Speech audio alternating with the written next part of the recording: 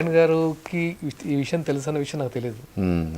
నేను ఒకసారి కళ్యాణ్ గారిని కలవాలని ఒక ఫ్రెండ్ ద్వారా, కళ్యాణ్ గారి ఫ్రెండ్ నా ఫ్రెండ్ జర్మనీలో ఉంటాడు.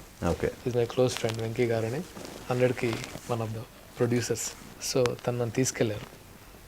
నేను కళ్యాణ్ గారు అంటే నాకు ఇష్టం అని చెప్పినప్పుడు నన్ను తీసుకెళ్లారు. తీసుకున్నప్పుడు కళ్యాణ్ గారుకి అంటే అంజనమ్మకి గురించి నా గురించి తెలుసు నేను అనుకోలేదు. కళ్యాణ్ గారు వచ్చి ఇలా కూర్చొని నా ఫ్రెండ్ పర్సన్ చేశాడు, సాగర్ అని. అంటే ఇలా చూసి మీరు ఏం చేస్తుంటారని అడిగారు. సార్ మొగలి రేకులు యాక్టర్ అంటే ఇలా చూసి షాక్ అయ్యారు. మీరా? మా అమ్మ మీ గురించి చెప్తుంటారండి, ఇంతమంది ఉన్న మా ఇంట్లో అసలు మీ గురించి అందరం మీ గురించి డిస్కస్ చేస్తామంటే నేను సర్ప్రైజ్ అయ్యాను. అసలు ఏంటి కళ్యాణ్ గారు ఏం చెప్తున్నారు అసలు. నేను కదా ఆయన చూసిన తర్వాత ఒకలాంటి.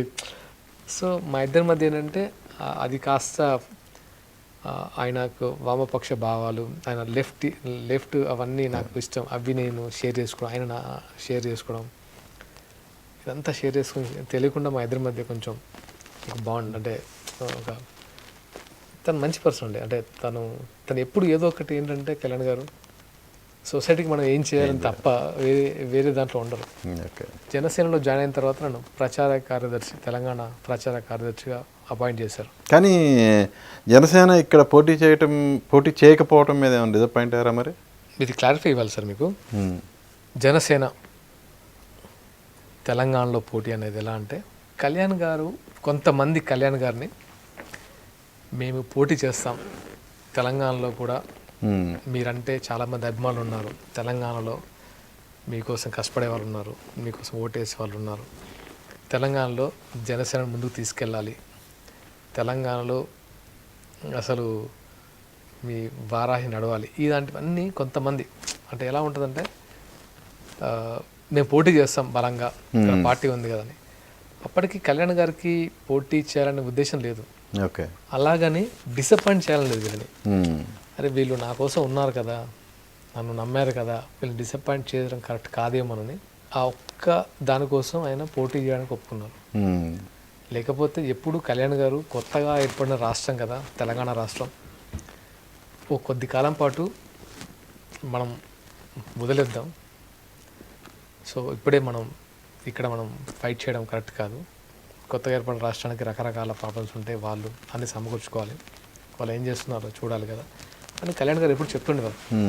ఎప్పుడైతే వీళ్ళు సోకాల్ పీపుల్ ఫోర్స్ చేశారో, సో బీజేపీ అప్పటికే మోదీ గారు ఆయన్ని సపోర్ట్ చేయమని అడగడము, సో వీళ్ళు కూడా సరే పొత్తులో 8 సీట్స్ ఇవ్వడము, ఇలా జరిగింది తప్ప ఆయన ఎప్పుడు ఇక్కడ పోటీ చేయాలని అనుకోలేదు. పోటీ చేయడం వరకు బాగానే ఉంది కానీ సార్, ప్రాపర్ అంటే నేను చెప్పచ్చో లేదో తెలియదు కానీ ప్రాపర్గా పోటీ చేయలేదని నా ఫీలింగ్. ఓకే, ఎందుకో అంటే డిసప్పాయింట్. నేను ప్రచారానికి వెళ్ళినప్పుడే అనిపించింది. నేను షేర్ చేసుకునేవాడిని కొన్ని మనోహర్ గారితో. అంటే కళ్యాణ్ అంటే అదే అర్థమైంది, ఇంక్లూడింగ్ మొత్తం లైన్లో కళ్యాణ్ గారు ఎంత మంచి వాళ్ళంటే డిసప్పాయింట్ చేయరు. అంటే ఎందుకు ఇలా ఆవేశాన్ని చల్లార్చడం, ఆయనకు నమ్మకం ఎక్కువ. ఓకే, కొంచెం డిస్టర్బ్ అనిపించింది నాకు కూడా. అరే ఇంత నమ్మారు కదా కళ్యాణ్ గారు, మనం 1-2 అయినా స్ట్రాంగ్గా ఫైట్ చేస్తుంటే బాగుండేది. నెక్స్ట్ అసెంబ్లీ ఎలక్షన్కి స్ట్రాంగ్గా పోటీ చేయడం జరుగుతుందా? అదే సార్, అంటే ఇప్పుడు మనం ఏం చెప్పినా ఎలా ఉంటుందంటే సార్, కళ్యాణ్ గారు తీసుకునే డెసిషన్ బట్టే ఉంటుంది సార్ ఏదైనా. ఇప్పుడైతే ఆంధ్ర ఎలక్షన్స్ మీద ఆయన పెట్టిన effort is very crucial time.